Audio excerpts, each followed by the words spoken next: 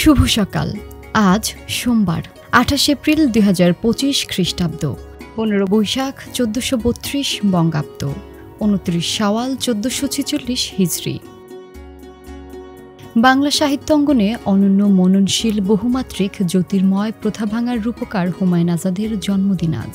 ১৯৪৭ সালের ২৮ এপ্রিল তিনি মুন্সিগঞ্জের রাড়ির খাল গ্রামে জন্মগ্রহণ করেন। তার আসল নাম হুমায়ুন কবির। হুমায়ুন আজাদ ছিলেন একজন বাংলাদেশি কবি, ঔপন্যাসিক, ছোট গল্পকার, সমালোচক, ভাষাবিদ এবং ঢাকা বিশ্ববিদ্যালয়ের অধ্যাপক।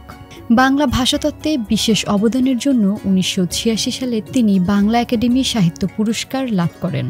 ২০১২ সালে বাংলাদেশ সরকার তাকে বাংলা সাহিত্যে অবদানের জন্য মরণোত্তর ২১ পদক প্রদান করে।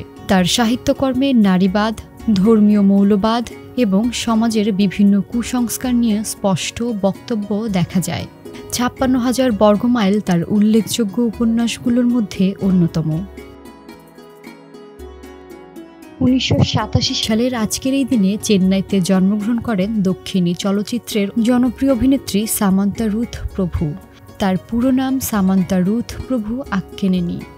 তিনি মূলত তেলেগু এবং তামিল সিনেমায় কাজ করেন। মডেলিংয়ের মাধ্যমে কর্মজীবন শুরু করা সামান্থা খুব অল্প সময়ের মধ্যেই দক্ষিণ ভারতীয় সিনেমার প্রথম সারির অভিনেত্রীদের মধ্যে একজন হিসেবে পরিচিতি লাভ করেছেন। তিনি একাধিক ফিল্মফেয়ারের পুরস্কার সহ বিভিন্ন সম্মাননা অর্জন করেছেন।